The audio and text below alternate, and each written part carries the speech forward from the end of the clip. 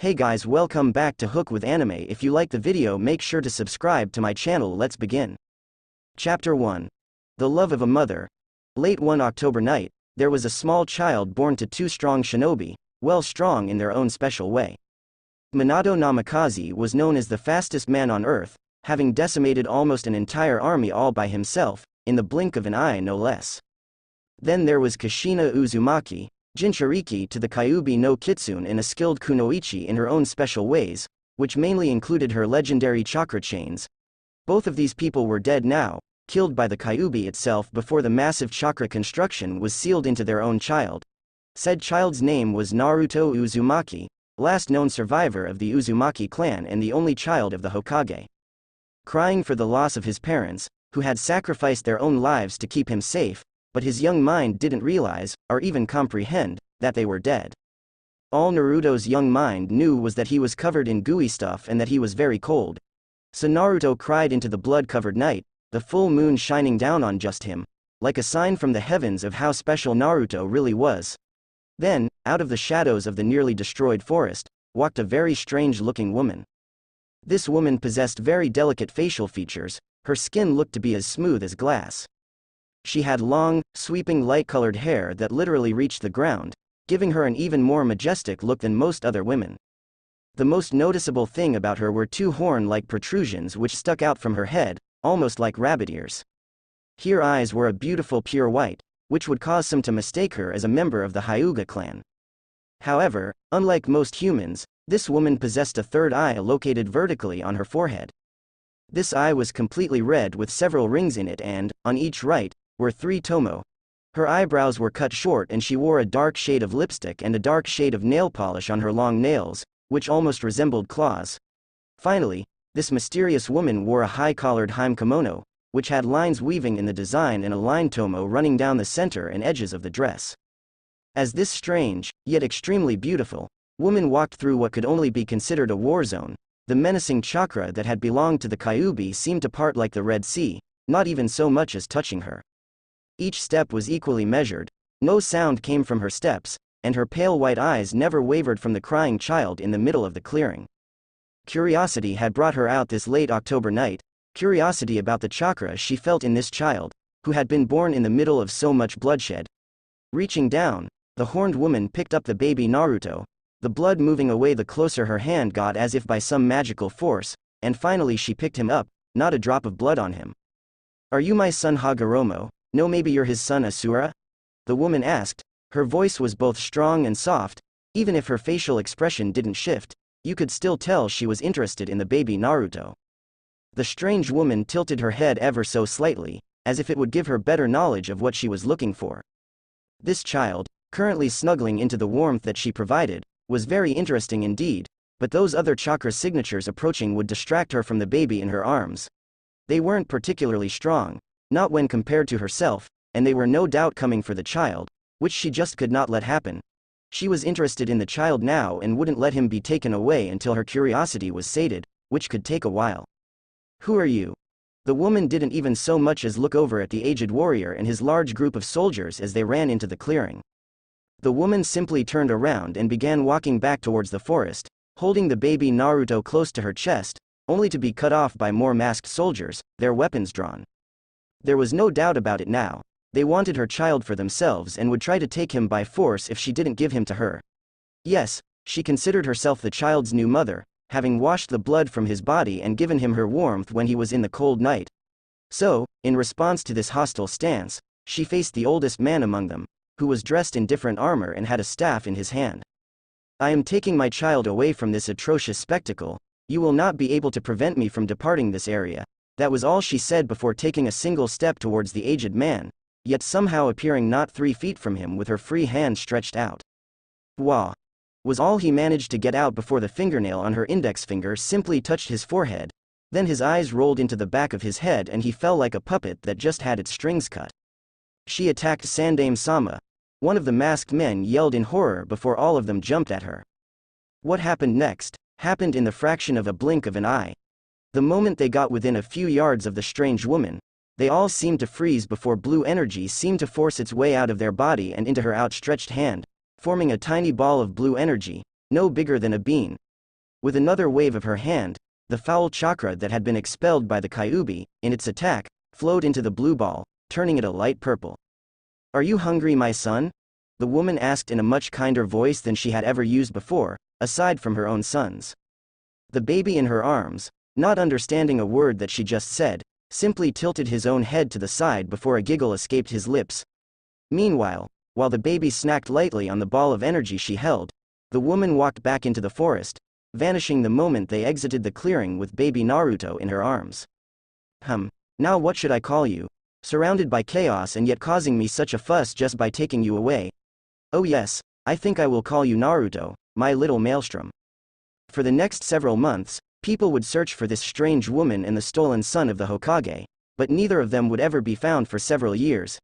Not many would remember the name of the woman, since it had faded in the pages of history many years ago, and even those few that knew her name wouldn't believe she had even been real. Her real name, a name that had both awed and struck fear into people for many centuries, was none other than Kaguya Otsutsuki, the rabbit goddess and demon of the ancient. Just like always, history was bound to repeat itself. Kaguya Otsutsuki went out into the world with her new son held tightly in her arms, feeding him her own chakra every day, to keep him alive and healthy. So Kaguya continued to travel across the land, ripping chakra out of anyone that crossed her path and fed it to her growing son, who was beginning to take on some of Kaguya's characteristics. When you actually eat someone's chakra, not that anyone has ever tried to before, you will slowly begin to look more like them the more you eat. After several weeks of eating mostly Kaguya's own chakra, baby Naruto began to change in appearance. Gone were the bright blue eyes that baby Naruto had gotten from his father, who had no doubt been buried by now, and they were replaced by pure white, just like his new mother's. His bright blonde hair had began to change its color, becoming almost completely white, and he now had small horn-like protrusions on the top of his forehead, right on his hairline. Kaguya could only smile down at her baby Naruto, now that he really did resemble her child, except for those whisker-like marks that didn't seem to want to fade away, like they should have weeks ago. Walking through another forest, still somewhere in the land of fire, Kaguya was humming a soft tune to the barely awake infant. Baby Naruto looked so much like her first two children, who were now obviously dead and faded to the sands of time, but the thought was still there. Little Hagoromo had always been Kaguya's most gifted child, although Hamura was a close second in skill. It saddened Kaguya when her two sons rebelled against her, which ended up nearly killing both of her sons and destroying most of the landmasses around the fight. It was on that day that Kaguya had supposedly been sealed away by her two sons, but a small fragment survived in the outside world. Mama. The baby in her arms' sudden shout was enough to draw Kaguya out of her deep thoughts and look down at him. That had been baby Naruto's very first word, which brought a bright smile to Kaguya's face. Yes, my little Naru-chan, I'm your mama. She knew that he couldn't understand a word she just said, but Kaguya felt a motherly warmth spread through her body when she heard her new son call her his mama. Continuing down no particular path, Kaguya found herself arriving at a naturally made hot spring with a variety of plants and trees to keep them hidden from anyone passing by. Making a cushion out of several leaves, Kaguya set baby Naruto down, making sure that his blanket was snugly wrapped around his tiny body. The rabbit goddess then removed her own HAREM kimono, leaving it in a neat pile. If Kaguya was considered a goddess normally, then she was the most beautiful creature ever created, when she had her HAREM kimono removed. Come little Naru-chan, you need a bath, Kaguya said happily to her son as she picked him up and walked over to the hot spring. Noticing that the hot spring water was just a little too hot for an infant, and since Kaguya didn't want her new son to be burned by the water, the rabbit goddess used her special chakra to cool the water. Once she stepped into the now slightly cooler water, her long pure white hair seemed to stretch out behind her in an almost majestic way while she held Naruto close to her chest, also keeping her modesty from anyone who might wander by. Raising the ground from underneath her, Kaguya made a small chair for baby Naruto to sit in while she cleaned him. Now don't fuss, Naru-chan. Mommy needs to make sure you stay clean. Kaguya found she hadn't acted like this since her own two sons had grown up. The mother inside of her severely missed the happiness that a son's laughter could bring. Slowly cupping some water in her delicate hand, Kaguya raised the water above baby Naruto's head and slowly let it pour out, wetting his pale hair and making him giggle like a mad child.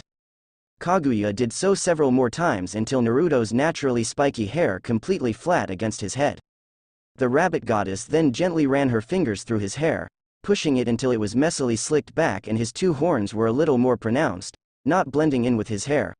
Once she was done cleaning her child, Kaguya picked him up and gently began to spin around in the hot spring, singing a song that was from her own homeland, which no one from this land could ever hope to understand. As she spun around, Kaguya's long pure white hair slowly began to wrap around her, and baby Naruto, like some kind of blanket. Kaguya then traced 2 fingers over baby Naruto's stomach, making the seal that kept the Kyuubi at bay appear, and forced some of its chakra out. Once enough of the beast's evil chakra was gathered into the palm of her hand, the rabbit goddess crushed it down to the size of a bean, much like she always did. Kaguya often took some of the Kyuubi's chakra, since it could never even hope to harm her in any shape or form, and fed it to her son, to help his body get used to it much faster. Eat up, so you can grow big and strong, the goddess cooed lovingly as the small bean of chakra slipped into Naruto's tiny mouth and simply dissolved away, leaving only a tired baby who wanted to simply take a nice relaxing nap. Stepping out of the hot spring, Kaguya's hair seemed to dry almost instantly, along with the rest of her elegant body, before she dressed herself and continued on her trip. If she was just traveling by herself, then Kaguya would be able to be at her destination in only a matter of seconds, but since she had a child with her, she didn't want to risk traveling at such speeds. So, several days later, the goddess arrived at the edge of an ocean, her destination being only a few miles off the coast. With a little focus, Kaguya stretched out her free hand while her third eye shot open and power began to radiate off of her in waves. Then, like a speeding bullet, a blast of invisible energy shot out into the ocean, ripping up the water and splitting it right in half. As the invisible force continued to split the ocean right down the middle, Kaguya casually walked forward, stepping right in between the walls of water, which closed right behind her. Kaguya was slightly surprised that her child was still asleep, especially after all that noise she just caused, but she just figured he was tired from the long trip. Most would find it amazing that Kaguya could literally split oceans with just her power alone, although her 2 sons could do almost the exact same thing. Still, it was a beautiful sight to see the sea creature swimming right on the edge of the water, almost as if they were accompanying Kaguya through the narrow pass that she had created. After several miles of walking, Kaguya found herself on a relatively large island, which had many ruins scattered about all over the place. This place seems to be a little run down, but what do you think, little Naru-chan? Asked Kaguya, while the baby Naruto was still happily asleep in her warm embrace. I knew you would like it. With that said, Kaguya continued deeper into the apparent ruins of a once great city, moving large rocks of rubble out of the way with a simple flick of her wrist. Once she reached the very center of the island, Kaguya commanded the large chunks of rock to form into a new home for both herself and little Naruto. Even amongst the chakra-wielding fighters of today's era, none had ever had greater control than the rabbit goddess herself, who was able to alter the very landscape with just a wish or desire. Although her current power was only the accumulated energy of other people who had been unfortunate enough to become her target, speaking of which, focusing just one last time, a black gooey substance oozed out of Kaguya's body before taking half a human shape on the ground, like some kind of little demon. Return to the white Zetsu. I'll stay with Naru-chan for as long as this body will hold out, ordered Kaguya to the black substance, which almost seemed to chuckle in amusement before oozing right back into the ground, leaving no trace of its existence. That's also when Naruto seemed to finally wake up from his nap, if the way his little hands were pulling on Kaguya's long white hair was anything to go by. So what do you say, Naru-chan? Want to help mommy bring peace to the world? Asked Kaguya in a playful tone, while holding Naruto out in front of her with both hands, electing a joyful cry from the infant. Yes, her little Naru-chan was going to become the strongest being in the world. Kaguya would make sure of that, and then they would finally bring about a permanent peace to the world. Kaguya would make him stronger than both of her other 2 sons combined. It would take time, and possibly cost the rabbit goddess this body she was currently in control of, but once she was truly brought back to the world, both Naruto and herself would be completely unstoppable. Kaguya would prove that her foolish son's dream of bringing peace through understanding was nothing more than just a fantasy. All she would have to do was find a way to stay with Naruto long after this body died and she was forced to return to that abomination one of her son's descendants created. With nothing but good intentions for her son, at least in her own mind, Kaguya walked into the makeshift house. She wasn't aware just that the baby in her arms was supposedly destined to bring about peace to the world, but it might not be in the way that she thought. 1 year later, it had been such a normal day when the most amazing thing happened to the little baby Naruto, even in Kaguya's eyes. One day, while in an infant's cries of attention, bright blue chakra, almost white to the naked eye, began to roll off of him in short bursts, surprising his mother ever so slightly. Kaguya had experienced the same thing with her first two sons but had never felt such pure chakra. Her first two sons simply had a slightly more pure form of the Shinju's own chakra, with Kaguya's being the closest to the real thing. Perhaps, as the chakra was being more spread out with each passing generation, it was also being purified by the humans' bodies. Yet when she fed Naruto such powerful chakra, it brought it up to her first two sons' levels but kept it just as pure. Even when Kaguya picked him up to try and soothe his cries, she could feel his pure chakra enter this host body of hers, returning some of her lost chakra that she had given to him over the previous year. Once again holding him close to her chest, the rabbit goddess noticed that he was giving of a pleasant heat that was actually making her eyes heavy. "You never stop amazing me, little Naru-chan. Why don't you come and take a nap with mommy?" Kaguya asked the 1-year-old Naruto, who had stopped crying and looked up at her with his adorable white eyes, which were a contrast to Kaguya's usual cold pure white gaze. Walking over to the large bed, which was made out of a variety of animal furs along with some other things to make it as warm and as comfortable as possible. Laying Naruto down first, Kaguya placed herself down next to her child, finding it amusing when Naruto somehow managed to wrap himself in her long white hair. While like this, with Naruto's almost pure white chakra still humming around him, Kaguya manifested her own chakra, although it was only on a subconscious level. To some, it would look like yin and yang, with the light and dark chakra balancing each other out in perfect harmony. 3 years later, Naruto, not at the ripe old age of 4, was walking through an open grassy plain, holding his angel of a mother's hand. Ever since Naruto first went outside, Kaguya noticed that her son had a deep connection with the earth, possibly more so than Kaguya herself had. Whenever her son was happy outside, the grass would be greener and the sky was free of any dark clouds. There was also the fact that the birds just loved to come and harass the 4-year-old child, often trying to make nests in his pale blonde hair when the boy was asleep. Kaguya never did tell Naruto that her time in this body was limited, or that over the years she had slowly been losing her own power. Now Naruto's more pure chakra had been a great help in keeping Kaguya from fading too quickly, but she sadly only had a few more years with him until she was gone, well gone in a certain way. Then there was the Kyuubi sealed into her son by his biological father, and the beast was none too happy to see Kaguya, not one bit. Her son's little pet even tried to burn through Naruto's little body just to get at Kaguya, but the rabbit goddess still had a little bite to go with her bark. "Ka-chan, are you okay?" Naruto innocent worry snapped Kaguya out of her thoughts while her son looked up at her with the most innocent expression the world has ever placed on a child, which explained why she was so warm and loving with little Naruto. "Yes, little Naru-chan, I'm just not as young as I used to be," Kaguya said offhandedly. "But I thought Ka-chan never grew old?"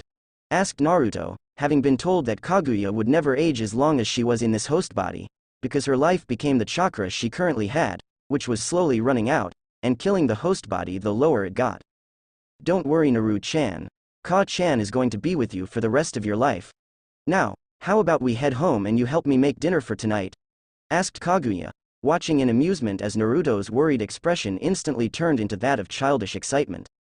2 years later, the rabbit goddess watched as her now 6-year-old son ran around on the surface of a large lake like it was solid ground, not realizing that many people with chakra took weeks to learn what he was doing. While Naruto didn't know of any jutsu that these shinobi had come up with, he was amazing at pure chakra manipulation, just like his mother, just not as powerful yet. There were still some bits of Naruto's first heritage that shone through at times, like the whisker marks on his face and the slight red tint to his hair that had begun to show through just last year, turning his hair pale red instead of pure white. Only a few weeks ago, Kaguya had begun to teach Naruto about how to control this power of his, since his chakra level was so high and often responded to high levels of emotion.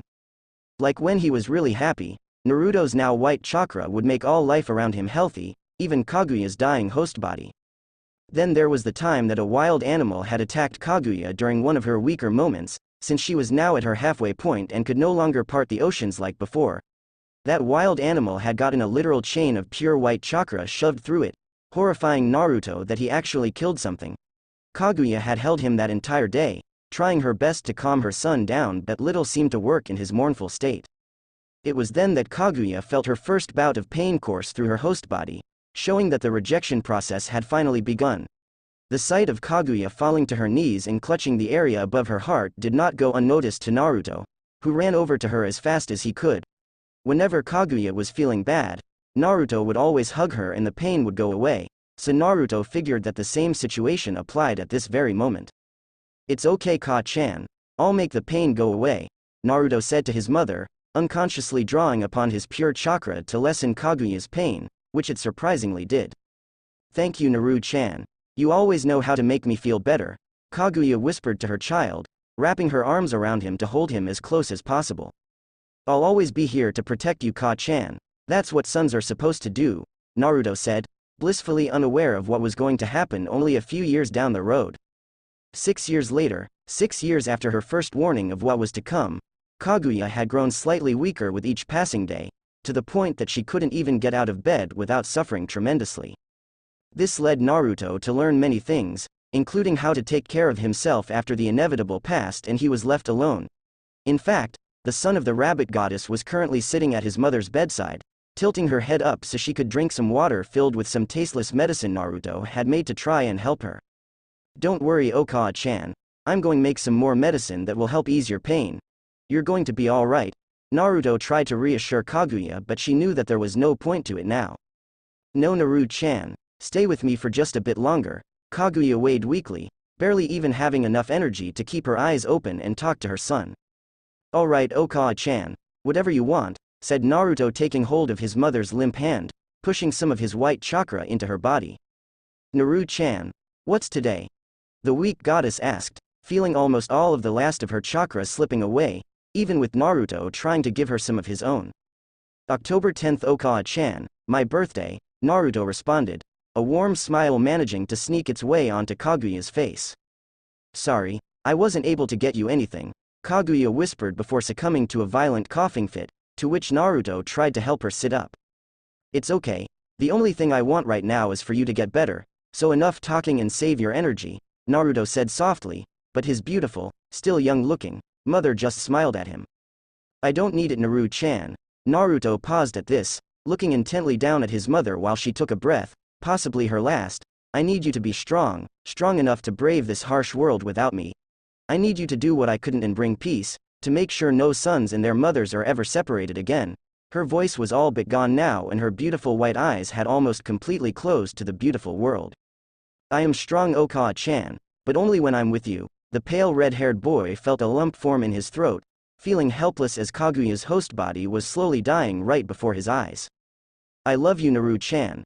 Those were her last words to her son before her entire body went limp and one last breath escaped her lips. "Oh, Okawa-chan," Naruto whispered, shaking his mother ever so slightly in the hopes of waking her up. "Okawa-chan." A thin veil of white chakra surrounded Naruto while it felt like his very heart was being crushed and the air had been sucked out of his lungs. Ka-chan. Chapter 3. The Outside World. For as long as Naruto could remember, he has had his mother by his side for every moment of his life. She had raised him from just a baby into a 12-year-old child that, according to Kaguya herself, was far more special than any other child on the planet, because he was her son. That was a fact Naruto is still very proud of, because she was never angry with him or disappointed, only loving and caring. Kaguya had taught him everything he currently knew, she had helped him become strong and do things that other people could never hope to. Yet here he stood in front of a wooden platform where his mother's body rested, surrounded by special white roses. Kaguya had told Naruto that these white roses were special because it was Naruto's own chakra that had grown them when he was just a child. One day, when the two of them had been napping the meadow, roughly around noon if Naruto's memory was correct, Kaguya had woken up to find both herself and Naruto surrounded by pure white roses. Naruto was told that it was because of his pure chakra and that it used to leak out of him when he was asleep. The funny thing about those white roses was that, instead of needing water or sunlight, they survived completely on Naruto's pure chakra, and only Naruto's chakra. So Kaguya would take him out there every day, before she was forced to remain in bed, and watch as Naruto kept those white roses alive. She always told him how special and pure his chakra was, compared to her own, and how he could bring life just by using his chakra. Now, as Naruto remembered her kind words and the wooden stand blazed with an unholy amount of fire, Naruto wished his chakra could have saved her instead of the roses. Still, he watched, pure white eyes never wavering, as the fire consumed Kaguya. Despite his calm, almost serene, expression, Naruto was a thunderstorm on the inside, just waiting to be unleashed. Naruto never moved, even after the fire had burned out and his mother turned into nothing more than ash on the ground. He did notice that, in the middle of the ashes, lay a single white rose that didn't look to be even licked by the once raging flames. Finally feeling like he could take a step without collapsing in grief, the 12-year-old son of the rabbit goddess walked over and picked up the white rose. It was only upon closer inspection, which he almost missed, that Naruto noticed a black spot under one of the petals, but it wasn't a burn like most would think. No, it was the last piece of his mother's chakra that had seeped into the rose after her death, forming a black spot of pure white rose. Ka-chan, Naruto whispered to himself, bringing the rose close to his heart, hoping to find some way to ease the pain he was feeling, but he found no relief from his pain. Naruto considered staying here on this island, where he had been raised and had so many happy memories, but his mother had asked him to do something before death took her from him. Kaguya asked him to bring peace to the world, so no one would have to suffer anymore and all the crying could finally stop. So it was decided, at that very moment on that very patch of land, that he would fulfill his mother's last request, even if it took him his entire life. Yet still, even as he spread his mother's ashes to the far winds, from the highest point on the island, Naruto still felt a searing pain in his heart, even after promising to make his mother's dying wish a reality. As he walked through the only home he had ever had, Naruto paused before entering his mother's room, a place he always came when he was scared or a storm raged outside their home. Kaguya's warmth always made Naruto feel more at ease, like there was nothing wrong in the world. Now he would never feel that kind of warmth again. On one of the walls there was a painting that Kaguya had made of Naruto when he was much younger, playing in the fields just outside the door.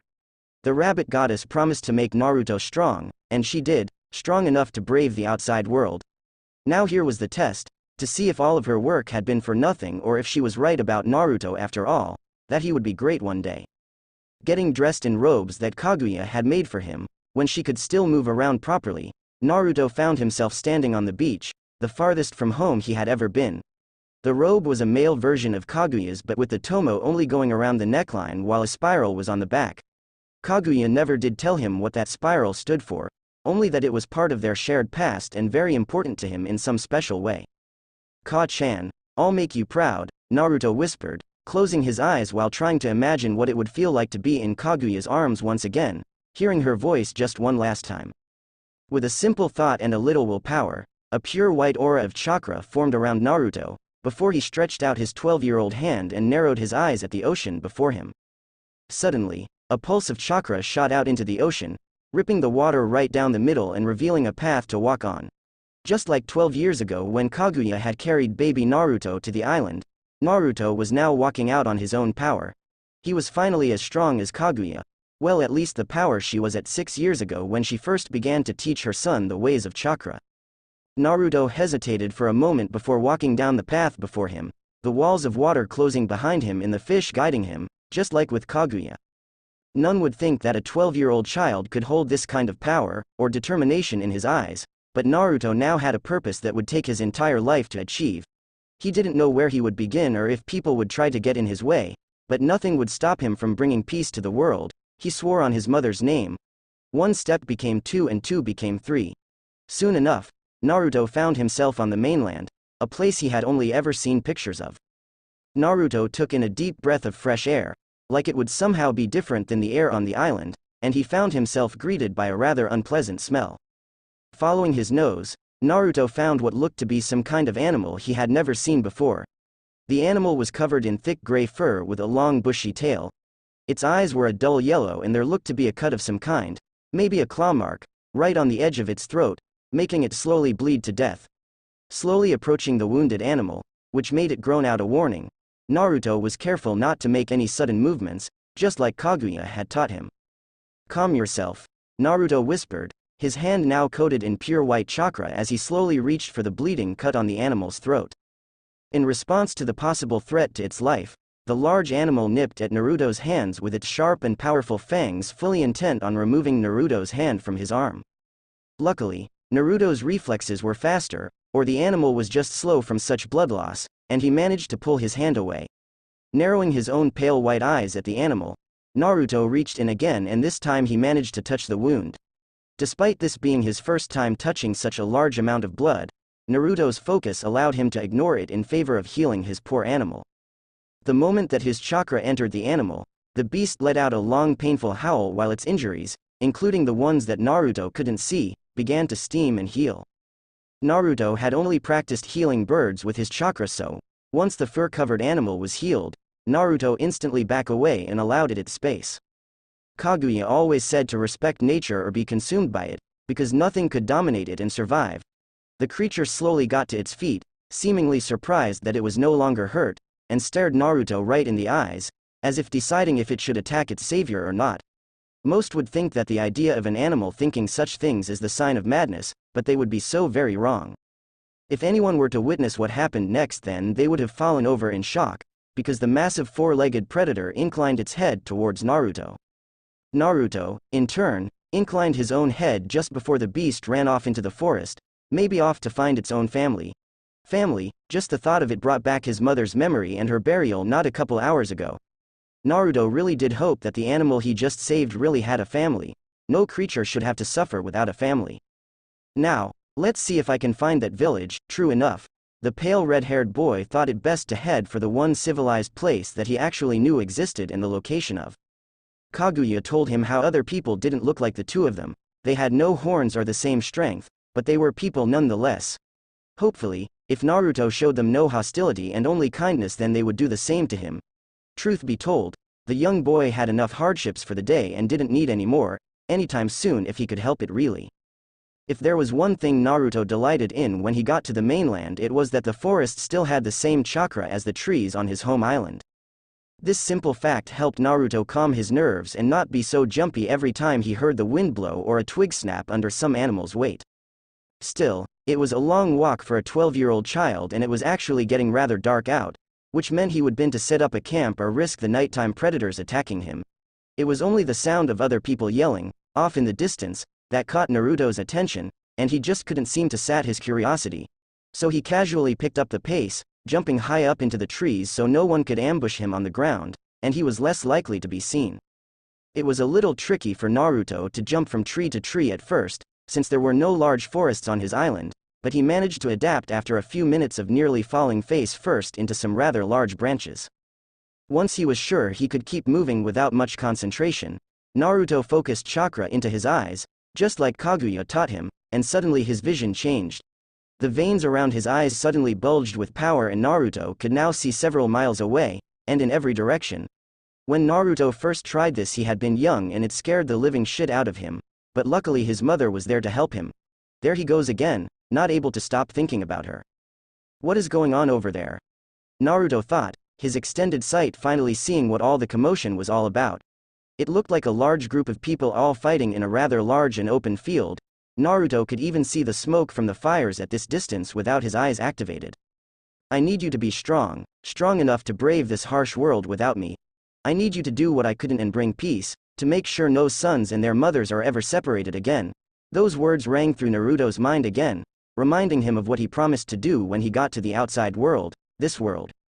I don't care what they're fighting over. Nothing is worth taking someone's life. Just like back on the beach, pure white chakra coated Naruto, and he shot off even faster than before, faster than even some adults that could use chakra. Once he got to the last tree before the field where the two groups were fighting, Naruto launched himself high into the air, far higher than anyone else could possibly hope to jump, or so Kaguya told him. Holding out both of his hands towards the ground, Naruto let out multiple bursts of chakra that, when they hit the ground, separated the group fighting right in half, without killing them actually. By the time the last of Naruto's separation attacks hit, he had already landed in the middle of all of them and formed a tiger seal, causing his chakra to flare one more time. Doden. Doryu Joheki. With the amount of chakra Naruto put into the jutsu, having drawn some chakra that had been in the air from previous jutsu, the result was nothing but amazing. In the time it took for most of them to even realize that someone had blown their fight in half, a massive wall separated them and said person was now glancing down at them. None of them there had enough chakra to perform such a jutsu to such a degree, Only the cage were known to be that powerful. Naruto almost couldn't believe that his little stunt had actually worked, but Kaguya always said that such actions always got the attention of others. Hopefully that attention was good this time. While Kaguya taught Naruto many defensive jutsu, she also taught him very powerful offensive jutsu. Naruto always did wonder if his mother came to the mainland to get the scrolls or if she just always had them with her. Just as Naruto was about to say something, there was an explosion on his left and an entire section of the wall collapsed, stopping just before it reached Naruto. Then there was another explosion, this time from the other side of the wall, and Naruto was forced to jump away before the ground under his feet gave out. As Naruto fell back towards the ground, trying to calm his racing heart from shock, the two groups began fighting one another again. Under Naruto's robes, where he kept the imperfect white rose, that single black spot slid from the rose and right onto Naruto's chest, directly over his heart. Naru-chan, a voice whispered right into his ear, causing his heart to almost stop from surprise. Keika-chan. Floating right behind Naruto, who had almost reached the ground, was a transparent image of Kaguya, and she was smiling so kindly at him. Stop the fighting, Naru-chan, Kaguya whispered to him again. I tried.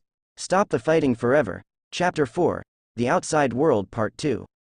The warmth had returned, that wonderful warmth only Kaguya could give him, and then it was gone before Naruto could even so much as blink. Waking up, Naruto found himself in a completely destroyed open field with large rocks jutting up out of the ground, and scorch marks where green grass once was. There were no bodies of dead men or even a single drop of blood on the ground, just destroyed earth from people that weren't there anymore. Sitting up, Naruto ran his hand through his spiky red hair and tried to think of what could have happened. The last thing he remembered was hearing his mother again, but that couldn't be possible because she was dead, or was she? It was only the sound of people approaching from the distance that brought Naruto out of his train of thought and caused him to run back into the forest. He needed to get away from there, to think, to rest, and try and figure out what just happened to him a few moments ago. However, it would seem that some other people had picked up on him and were now trailing after him, gaining by the second. Even if Naruto did pump some chakra into his legs, he doubted he would be able to get away in time, since they were also boxing him in from the sides as well. If this kept up, then he would be forced to fight, although it would be counterproductive for his mission long term. Kaguya told him about how easily the outside world holds onto anger and never lets it go, which is the reason they've had so many wars to begin with. It was a little sad really. They thought that killing the person who killed their own precious person would make it all better, but that would just make them a target for someone else. However, he wouldn't stray from his mission, he wouldn't fail his mother's last task, but he would dodge the giant fireball headed right for him. As time seemed to slow down for Naruto, he twisted his body in mid-air and watched as the large ball of fire went soaring right past him, blowing up a tree that was a few yards away.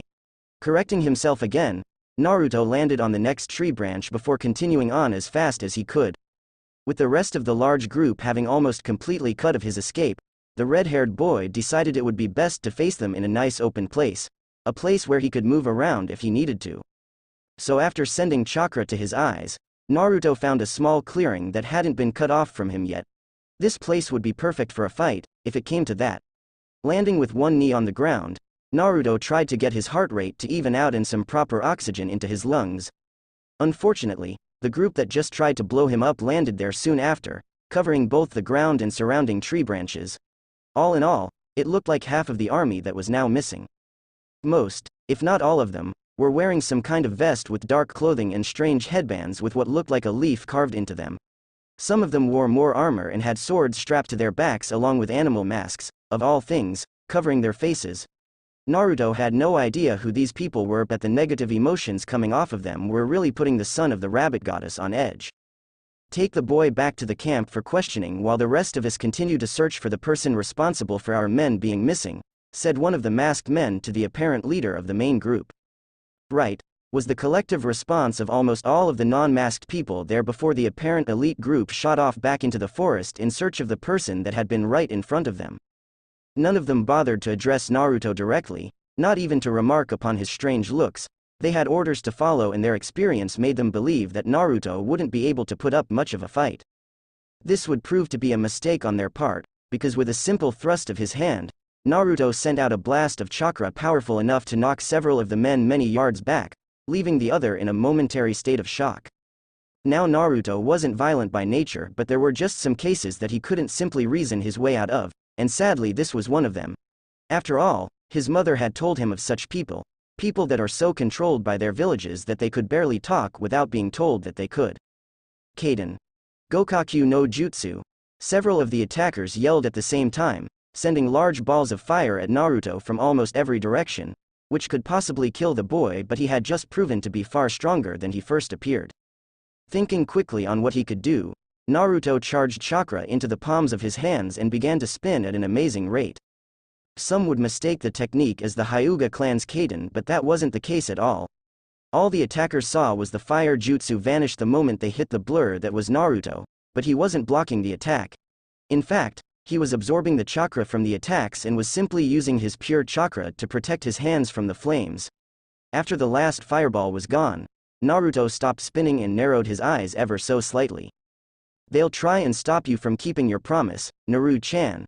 There it was again, the voice of Kaguya whispering into his ear as a spectral form of her hovering just behind Naruto, arms wrapped loosely around him from behind. What Naruto didn't see was that single black dot on his chest suddenly grow and turn into a spiral pattern no larger than an apple. "You have to stop them, Naru-chan." Forever, Naruto felt like someone else had taken control of his body for a moment, yet he also felt like he was in complete control as his arms moved and his chakra surged at its master's command. Naruto's spiky hair suddenly grew to an extremely long length, almost reaching down to the ground, before it moved out in all directions and snot out in small groups, detaching from the rest of Naruto's hair. All of the men there had no idea what had just happened, so they had no idea how to defend themselves when several red hair strands suddenly shot through their bodies like spears, pinning them to the ground or continuing on to the person behind them. The few that actually survived, although not unscathed, looked around in horror at the scene before them, where all of their comrades looked almost ripped to pieces. What the hell is this kid?"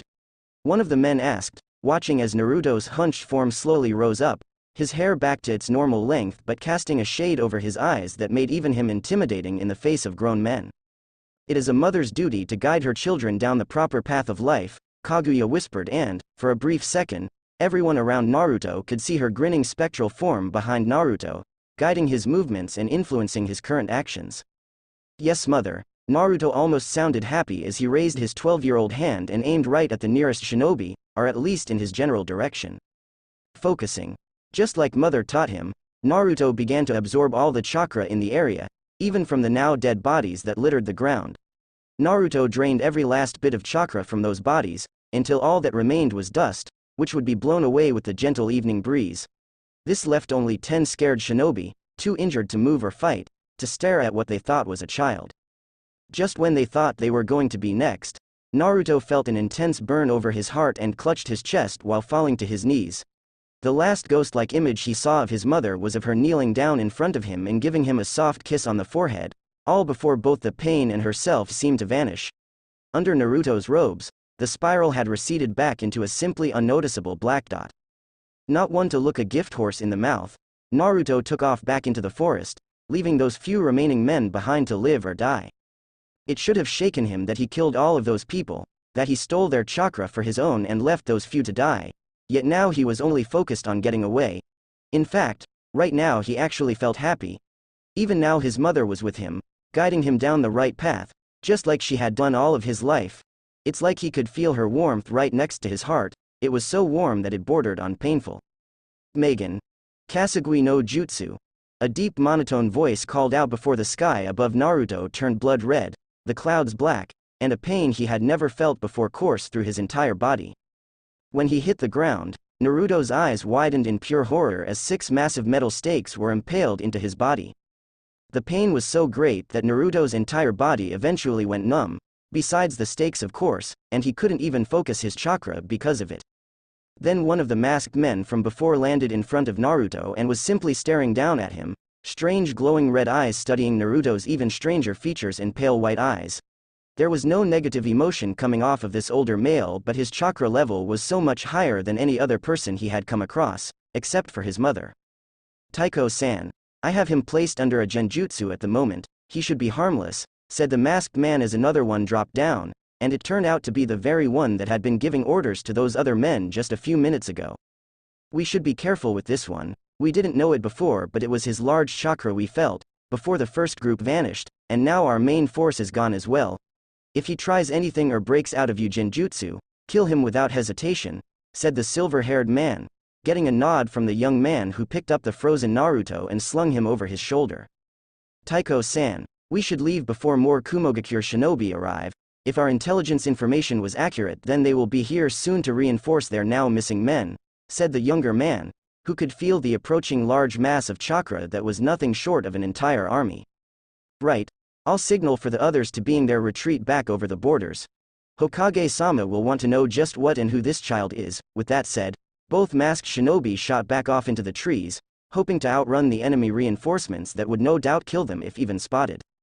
Yet their small moment of victory was short-lived as Naruto's eyes suddenly shot open and pure white chakra shot out of him in every direction, sending both shinobi flying into several trees. Slowly getting up from the ground, where he had been dropped after his sudden attack, Naruto quickly ran back into the woods and away from the approaching army of negative emotions. This was all a lot for him to take in at the moment. He had no idea that these people could use their chakra to make him experience such pain by only influencing his mind. His mother never taught him that it was even possible to do that. Have to get somewhere safe. Inside Naruto's seal. Deep inside the seal that housed the mighty Kyuubi no Kitsune, a very real Kaguya stood in the knee-high water, a frown marking her very beautiful face. Despite successfully sealing a part of herself inside her Naru-chan, and being able to influence him down the right path to such a degree, it sadly caused her precious son pain if she did it for too long. Although, she was still happy that she was able to give a part of herself to her third son before Hagoromo and Hamura sealed her away. She hated them both for that, and yet she loved them more for fighting for what they believed in, even if it meant fighting their own mother. Yet Naruto was her favorite son, he was her new light and he would help her finally come back, then they would be together again. He will stop you. The voice was low, yet somehow echoed through the entire chamber, and caused Kaguya to turn back towards the large cage doors behind her, an almost bored look on her face. Silence. It was that simple command that caused whatever thing was behind the massive bars to whimper like a beaten animal before everything was quiet again. That's when Kaguya felt it. A feeling rather similar to her own illusions suddenly washed over her Naru-chan while also making him feel great pain. Anger welled up inside Kaguya at the very thought of someone hurting her son, and so she lashed out as best she could, shattering the illusion placed on Naruto and sending a shockwave of pure chakra out in every direction, hopefully causing his capture some intense pain. Yet she was still weak from the day's trials and the blast of chakra probably wasn't as powerful as she had hoped. Stay safe, my Naru-chan, and make me proud, and like the she walked down a strangely marked hallway, a single large red eye glaring down at her with enough hatred to burn an entire world to ashes, and it was all aimed at the rabbit goddess. A megacure. Deep in the country of no name lay a village far more advanced in the way of technology than most others, named a megacure. This was a village known simply for its never-ending rain and its once feared leader Hanzo of the Salamander, and that almost all of their shinobi wear breather masks because of all the poison-based attacks they used. Then, standing tall in the rain and right in the middle of the village was a tower unlike any other, made of twisted metal and strange human-like faces that frightened almost all who looked at it. Yet still, deep within this tower sat a man with a single glowing red eye, because his gloved hand covered the other, and he had just felt something rather troubling shift in the world. Zetsu, the man spoke, his voice hard and devoid of all emotion, save for a deep anger that was reflected in his red eye. You called Obito-san? Asked two voices in one while a strange black and white thing seemed to grow right out of the ceiling and stare down at the person who had summoned it. I've felt something shift in the winds just now, go and find what caused that surge of chakra. Bring the person or thing back to me, ordered Obito, closing his soul eye while the creature melded back into the stone, leaving the man alone in the dimly lit room, with only his thoughts to keep him company. Konohagakure no Sato, sitting at his old desk was Hiruzen Sarutobi, his old age showing with his almost white beard and long gray strands of hair. Yet, despite how frail he may look, Hiruzen had managed to keep his village together through two great wars and was now making sure it would last through a third. It wasn't easy to fight so many villages at once, especially since the war began at the worst possible time, almost 12 years ago. With Konohagakure weakened after Minato's death, along with several other shinobi, and the loss of the Kyuubi, the village's enemies saw this as an opportunity to attack and get revenge for the past wars. In fact, if it wasn't for Sanagakure's help in that difficult time, Konohagakure would have surely fallen to the combined might of 2 major villages and several smaller ones. Sigh. Right now the war is at the tipping point and could go either way. I wonder what you would do, Hashirama-sama. What would you think of the villages who you tried to make peace with, and what would you think of the village you created? Izoran asked himself before he felt a shockwave of completely pure chakra suddenly rush through his entire body, almost making him feel 20 years younger, and it even took away his back pains. What was that? Izoran asked, standing up from his desk before looking out the window, expecting something to happen, anything to explain where that shockwave came from. Have the winds just changed? Chapter 5, New Places. When Naruto woke up, he expected himself to be in a cell of some kind, or maybe with a bunch of shadow-covered figures watching him from high above. Instead, Naruto woke up in a rather comfortable bed in light gray robes, with his other robes folded in a neat pile next to the bed. Standing up, Naruto realized he was underground somewhere, and there were several concentrations of chakra placed on the wooden door, which spread into the rocky walls. Putting his robes back on, the red-haired boy walked over to the door and slowly began to move his hands across it, trying to locate the origin point of the chakra that spread into the walls. With only a small grin to show his success, Naruto began to drain the chakra from its source before the door literally fell apart. Without a second glance, Naruto walked out into the hallway and looked down to both ends of the hallway, trying to find the best way out of this place. The hallways covered in metal, which was very different from where he had just woken up, but the red-haired boy had more pressing issues. With no particular path to walk down, Naruto turned right and just kept going until he found a rather large door. Kaguya said that leaders like to have large doors, something about compensating, whatever that meant. Sending chakra to his eyes, Naruto saw through the door and found a single person inside, and their chakra level was close to Naruto's own. Pushing the door open, he found a man sitting on a stone throne staring at him with even stranger eyes than Naruto's own. "Ah, so you've awoken, I hope you slept well?" asked the man, his voice deep and rich while his strange eyes narrowed at Naruto, while the majority of his body remained in the shadows, hidden even from Naruto's gaze. "Were you the one who made me feel pain?" The question was simple, and Naruto proved just how intimidating a 12-year-old could be, especially when his chakra could shake the room and make cracks spread all over the metal walls. "Pain? Ah, you must be referring to the genjutsu you had been placed under when we retrieved you from those Konohagakure shinobi. A rather nasty genjutsu, which one would expect to only be used on a very powerful individual, although your chakra has proven you to perhaps fall into that category," said the man, standing to reveal his black cloak, which was decorated by red clouds, but he still kept his face hidden in shadow. "Genjutsu? What's genjutsu?" asked Naruto, his chakra calming and the white aura around his body fading as he did so. "Before we continue this conversation, I ask to know your name. I feel that a conversation shared between two individuals can become rather strained when they don't even know each other's name. For instance, my name is Madara Uchiha," said the man, stepping out of the shadows to show he wore a strange orange mask but had a single right eye hole with a glowing red eye staring right at Naruto. Madara found it strange that this child didn't even so much as blink at his name. Had he not heard of Madara Uchiha, the second most feared shinobi ever to exist and a man who was said to rival Hashirama Senju in power? "No last name then?" asked Madara, his red eye never wavering in its attempt to memorize everything about this child. "My mother never gave me one," was Naruto's simple response. "Ah, I see. Now I believe you asked what a genjutsu was. Normally one with such strong chakra, such as your own, would have been taken to become a shinobi to fight in the war. How is it you stand before me now, having such control over a vast amount of power, yet not know what a genjutsu is?" asked Madara, walking a few steps closer to the 12-year-old boy. "We lived on an island far from the mainland. I've only been here for the past day or so. Concerning genjutsu, my mother taught me ninjutsu, but I've never even heard her mention genjutsu before. You have also neglected to tell me what it is," said Naruto, feeling not as trusting as he did when first arriving on the mainland, or maybe it's because of that red eye staring at him. "I apologize, it simply is astounding to see someone so young with almost no training in the shinobi arts, yet still have so much power. I digress. Genjutsu is similar to ninjutsu in the fact that they both require a set amount of chakra and specific hand seals for them to work, and only under very strict circumstances can the hand seals be avoided completely. However, Whereas ninjutsu affects the body or the surrounding area, genjutsu affects the target's mind, often making them see or feel things that aren't there to begin with. Take, for example, the genjutsu that you yourself were placed under. It was designed to cause you traumatic pain to the point of unconsciousness, explained Madara, watching as Naruto soaked in all of this new information before closing his eyes and letting out a sigh. How troubling. My mother never taught me of such a thing, Naruto whispered to himself, before squashing that thought train so that it didn't lead down any unwanted roads. You are free to stay here for as long as you like. I assure you that you are quite safe from the outside world, as long as you stay within my village, said Madara, who sat back down on his stone throne and watched Naruto carefully.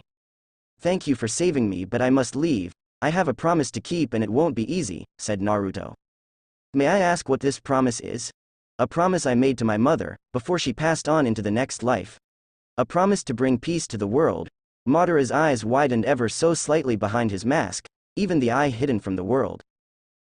A noble goal, and one that we both share. Perhaps, before you continue on your journey, you would allow me to explain a few simple facts about the outside world, facts that could help you survive in a life or death situation? Asked Madara. Why are you being so kind to me? Others I have met only seem to attack me first then become angry when I fight back, said Naruto, having been wary of his supposed rescuer since he first saw the man. The wars of the world have taken and given me many things, none of which was the ability to help someone untouched by its foul hands. You appear to be from a place that has remained untouched and are still pure at heart, that much I can tell. So it is my wish to help you survive and, if it is truly fate's will, bring peace to the world, explained Madara, his tone never wavering, and Naruto couldn't tell if he was lying or telling the truth. Naruto stood there, thinking for a moment, but then he felt a familiar presence in his mind and instantly became more relaxed. His mother's voice whispered in his mind, urging him to trust this Madara Uchiha, and Naruto would be a fool to ignore his mother's wisdom. After all, she had never driven his astray before, and this Madara did share his goal of bringing peace to the world. Any help would be appreciated, thank you, said Naruto, now being polite instead of wary, because mother said it was the right thing to do. Well, if you are to learn, then we should move to a more relaxing place than a metal, lifeless, room. Would you care to join me outside in the garden? Asked Madara, gesturing to the nearby wooden door, and received a small nod from Naruto. As they walked through the large metal tower, Naruto could feel 8 very powerful chakra signatures, all having a different feel to them. By all appearances, it seems that these 8 people were gathered in the same spot that Madara was leading Naruto. The only reason Naruto didn't question this, or return to his edginess, was Kaguya's sweet whispers in the back of his head. That and they had just arrived at yet another wooden door, the last one between Naruto and the 8 other people. Naruto-san, allow me to introduce other people who also share our dream of bringing a lasting peace to our world. This is Deidara, who is originally from Iwagakure, Hidan from Yugakure, Itachi from Konohagakure, Kisame from Kirigakure, Konan, who is from this very village, Sasori from Sanagakure, Pain, who is also from this village, and Zetsu, who has yet to reveal to anyone where he is from, said Madara, pointing out each of the cloaked people as he said their names. Deidara was a very feminine-looking man with long blonde hair that was mostly tied up in a ponytail, with a large portion of it covering his left eye, which were pale blue in color. Hidan was a rather tall man with slicked-back silver hair, and a pair of rather distinctive purple eyes. Kisame was literally blue in the face with gills, like the ones on fish, spiked blue hair, and rather pointy teeth. Next was Itachi, who looked almost the youngest out of the entire group, had long black hair that was held in a low ponytail, rather pale flesh, and a pair of glowing red eyes, just like Madara's. Konan, being the only woman out of the group, had deep blue hair, yellow eyes, and a paper flow tucked into her hair. Sasori was also rather young-looking, with his vibrant red hair and deep brown eyes, but his eyes seemed to lack something that others had. Pain was about the same height as Madara and had bright orange hair, strange purple eyes, and many pieces of metal on his face. Naruto thought it was a rather strange-looking group. Oi, who's the brat Madara-tem?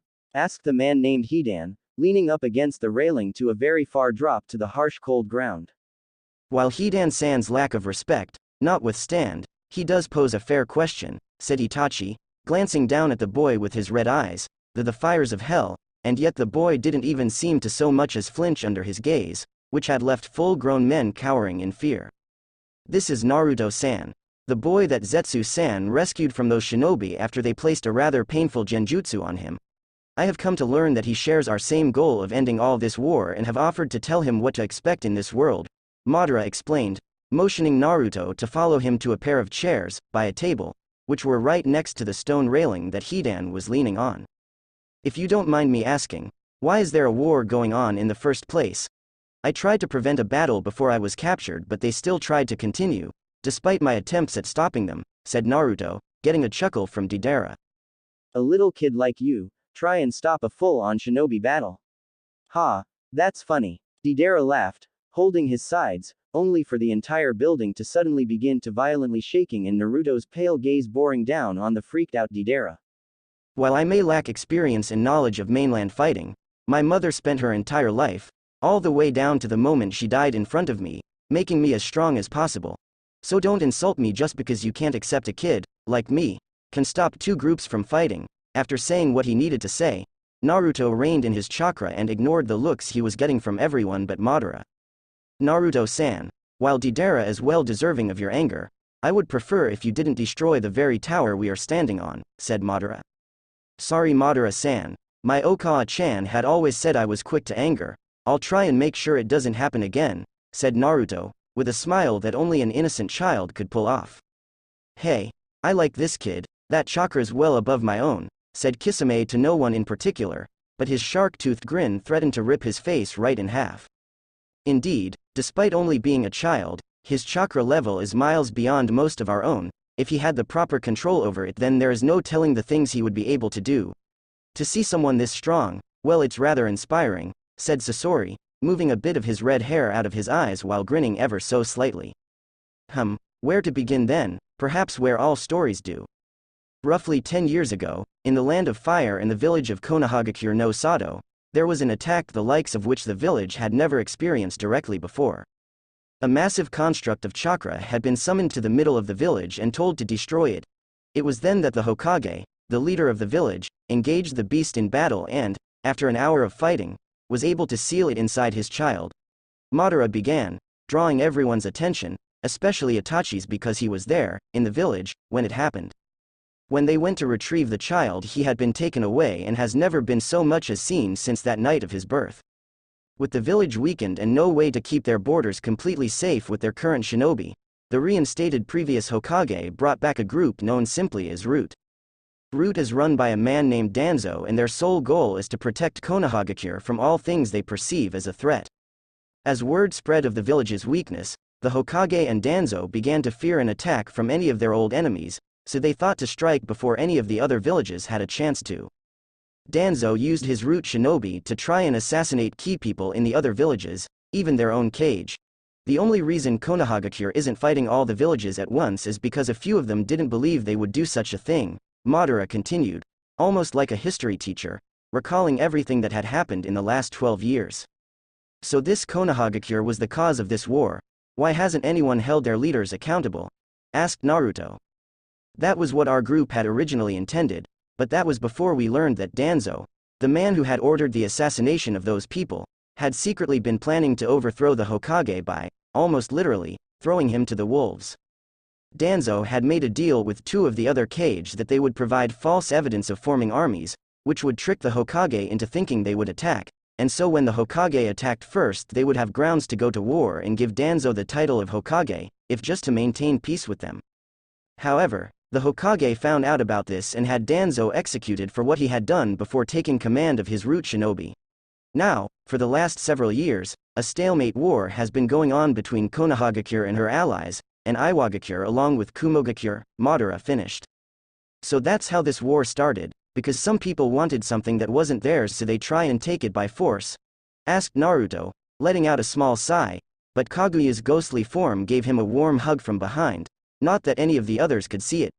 That has been the cause behind most wars as of late. We have all been injured in this war or the last, said Pain the End. Thank you for watching guys.